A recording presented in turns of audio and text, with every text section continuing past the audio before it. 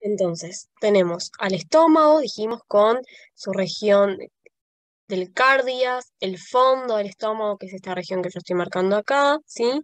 Vamos a tener una curvatura mayor, una curvatura menor, y la región del píloro, que es toda esta de acá, antropilórica, hasta el duodeno, ¿sí?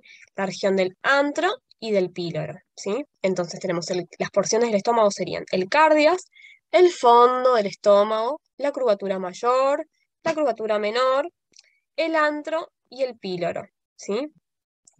Entonces, tenemos que saber que el estómago obviamente va a estar en íntimo contacto, dijimos, con el esófago, que ese esófago va a estar en contacto con el estómago en su región más inferior, con el esfínter esofágico inferior, y que si ese esfínter tiene algún tipo de falla, va a generar que el contenido gástrico ascienda hacia el esófago y se genere el famoso reflujo gastroesofágico, ¿sí? Entonces, también tenemos que saber que la musculatura del estómago, como ya habíamos visto en clases anteriores, va a tener músculo longitudinal, va a tener musculatura circular y va a tener una musculatura oblicua, ¿sí?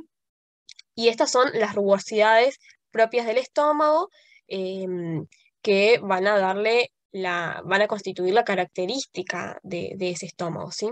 Y en una imagen a la derecha vamos a tener el estómago, ¿sí?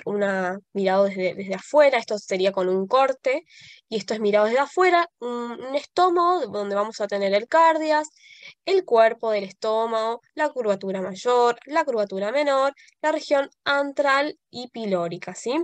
Acá vamos a tener lo verde que va a ser la vesícula biliar, este va a ser el hígado, supongamos que esto lo estamos que estamos sosteniendo el hígado como para ver al estómago. Vamos a tener acá el diafragma en una región superior con respecto al estómago, y el vaso también se va a relacionar en su región izquierda, ¿sí? Esto que ustedes ven acá se va a llamar epiplón. Epiplón menor es esto y epiplón mayor es esto, ¿sí? Son parte de lo que sería el peritoneo, que es esa capa, esa membrana que va a recubrir todo el abdomen, ¿sí? A todos los órganos del abdomen. Entonces, esto que va a ser como una suerte de unión entre los órganos se va a llamar epiplón, epiplón mayor y epiplón menor, ¿sí? Entonces, las regiones del estómago, como venimos repitiendo, va a estar compuesto por una región del cardias, que es esta de acá, la región del fondo, ¿sí? Del estómago, que va a estar situada en la parte superior y a la izquierda del orificio de comunicación con el esófago o el cardias. Ese ángulo que se forma entre el fondo y el cardias ayuda a evitar ese reflujo gastroesofágico, que es lo que nosotros veníamos diciendo, ¿sí? Entonces, anatómicamente, el estómago va a tener esta curvatura fisiológica normal que va a permitir y que una de las funciones va a ser, bueno, justamente evitar ese reflujo gastroesofágico, ¿sí? Obviamente con ayuda también del buen funcionamiento del esfínter esofágico inferior, que debe estar funcionando como debería para evitar que hayan fugas de ácido clorhídrico del estómago hacia el esófago. Entonces, después vamos a tener una región que es el cuerpo, como venimos diciendo, ¿sí? Eh, que va a estar limitado a los lados por la curvatura mayor y menor, y la porción pilórica del antropíloro que va a desembocar en el duodeno. Entonces, vamos a hablar ahora de la histología del estómago. Vamos a saber y entender que van a tener algunas celulitas que van a estar secretadas por glándulas que le van a dar la función al estómago. Entonces, una de esas van a ser las células parietales, que van a ser las encargadas de nada más y nada menos que producir el ácido clorhídrico del estómago y de producir también algo que se llama factor incíntrico, que va a ayudar a absorber, por ejemplo, vitamina B12 por el intestino delgado, ¿sí? Entonces, las células parietales van a ser aquellas que van a producir ácido clorhídrico y factor intrínseco, ¿sí? Esto es muy importante porque después vamos a ver que el ácido clorhídrico tiene funciones muy importantes, no solamente con respecto a una función antiséptica, de ese quimo, que se llama quimo, cuando ese bolo alimenticio llega al estómago, eh, haciendo una especie de desinfección de ese bolo alimenticio, sino que también va a ser clave que al momento de que yo entro en contacto con un alimento, que mi estómago entra en contacto con un alimento, automáticamente se secreta ese ácido clorhídrico, ¿sí? Entonces, después vamos a tener unas células principales que van a producir algo que se llama pepsinógeno y lipasa gástrica. El pepsinógeno es un precursor de una enzima que se llama pepsina, ¿sí? Que va a pasar de pepsinógeno a pepsina justamente en contacto con el ácido clorhídrico, ¿sí? Que se va a activar, bueno, en contacto con este ácido, y lo que va a hacer esta pepsina es degradar las proteínas de los alimentos para su digestión, ¿sí? Entonces, las células principales van a producir pepsinógeno y lipasa gástrica, que ese pepsinógeno en contacto con el ácido clorhídrico secretado por las células parietales, va a generar algo que se llama pepsina, que lo que va a hacer es degradar las proteínas de los alimentos para su digestión, ¿sí? Y por último, bueno, tenemos estas células G que van a secretar, van a producir algo que se llama gastrina, ¿sí? Que obviamente también va a estimular la secreción de ácido clorhídrico y de pepsinógeno, ¿sí? Fíjense cómo todo se relaciona con todo. Yo tengo que saber entonces que en el estómago voy a tener unas células parietales que van a producir ácido clorhídrico y factor intrínseco, que va a ayudar ese factor intrínseco a absorber vitamina B12, por ejemplo, vitamina que está presente en la carne animal. Y voy a tener también células principales que van a producir pepsinógeno y lipasa gástrica, ¿sí? Y voy a tener células G que van a producir gastrina, que lo que va a hacer la gastrina es estimular la secreción de ácido clorhídrico y de pepsinógeno. O sea, la célula G va a estimular la producción del pepsinógeno por las células principales y del ácido clorhídrico por las células parietales, ¿sí? Acá tenemos una imagen a la derecha en donde básicamente me muestran lo que yo acabo de decir, las células principales que secretan el pepsinógeno, ¿sí? Las parietales que secretan el ácido clorhídrico, las células mucosas que obviamente van a secretar mucus, bicarbonato, ¿sí? Etcétera.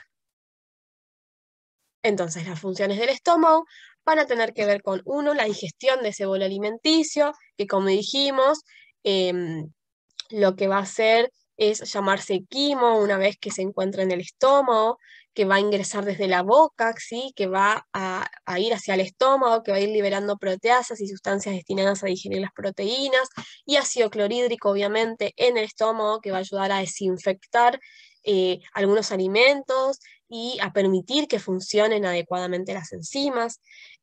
Otra función del estómago va a tener que ver con la absorción de nutrientes, con el almacenamiento, ¿sí? De grandes cantidades de alimento. Imagínense que la digestión es un proceso lento, que poco a poco se van degradando esas macromoléculas en partículas más pequeñas para que se absorban de manera más simple y que van pasando del estómago hacia el duodeno, ¿sí? Entonces el estómago actúa como una especie de reservorio de esa cantidad de comida y va pasando de a poco las cantidades necesarias hacia el duodeno para que el duodeno lo absorba y haga su función, ¿sí? El duodeno, recordemos, es parte del intestino delgado. Entonces, otra de las funciones va a ser la producción de este factor intrínseco, que como dijimos, es producido por las células parietales del estómago y que a su vez son necesarias para la formación de glóbulos rojos y funcionamiento del sistema nervioso. Fíjense lo importante que es la vitamina B12, que obviamente necesita de la producción del factor intrínseco secretado por estas células parietales, ¿sí? Otra de las funciones del estómago van a tener que ver con las contracciones, ¿sí? Que va a ejercer en ese quimo, o sea, en el estómago con el quimo, o sea, va a comenzar a degradar, a hacer contracciones del estómago, mezclar todas ese bolo alimenticio hacia sus paredes, ¿sí? Para generar esa digestión. Y lo hacen a través de mecanismos de propulsión y retropulsión, ¿sí? Imagínense como una especie de lavarropas, en donde la ropa va a ser el alimento, va a ser el quimo, y el lavarropas va a ser el estómago. Entonces va a tener que hacer movimientos de propulsión y retropulsión para que se vayan secretando las sustancias que se tienen que secretar, para que se vaya liberando la cantidad necesaria de ácido clorhídrico, ¿sí? Que se vayan ejerciendo las distintas funciones y que puedan degradar ese quimo en partículas más pequeñas para que en el duodeno se absorban de manera mucho más fácil, ¿sí? Esto va a ir aumentando su intensidad conforme pase el tiempo y dependiendo también de la cantidad de alimento que yo ingiera, ¿sí? Pero el contenido astral hacia el píloro, o sea, en la región del antropilórica, va a tener una gran presión, ¿sí? Y va a generar ese vaciado gástrico hasta el duodeno, ¿sí? Ese proceso en el cual pasa el alimento desde el estómago hacia el duodeno se va a llamar proceso de vaciado gástrico. Bien, vamos a nuestro próximo órgano que sería el intestino delgado, ¿sí?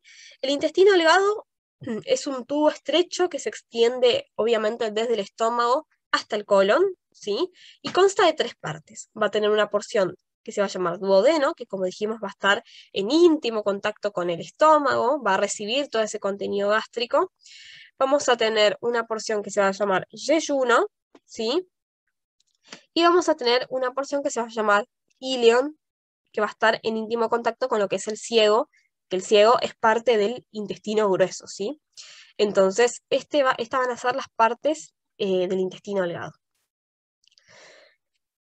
Dentro del intestino delgado, así como dijimos que el esófago tenía sus partes, sus capas, lo mismo va a pasar con el intestino delgado, ¿sí? Va a tener una capa mucosa, va a tener una submucosa, una muscular y una capa serosa, ¿sí?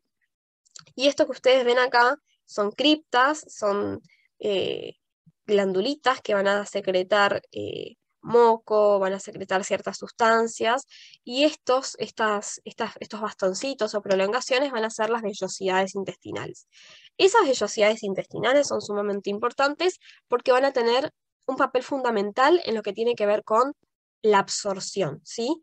Si yo no tengo esas microvellosidades intestinales, no voy a poder absorber bien ni los alimentos, ni ciertos fármacos, porque tienen ese papel fundamental y van a aparecer entonces las patologías malabsortivas.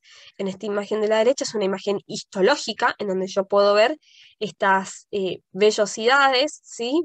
Con sus criptas, entre ellas. Y bueno, las partes que dijimos mucosas son mucosa muscular y serosa. Bien, la estructura microscópica del intestino delgado. Vamos a tener entre una vellosidad y otra, ¿sí? Estas criptas, que se van a llamar criptas de Lieberkühn,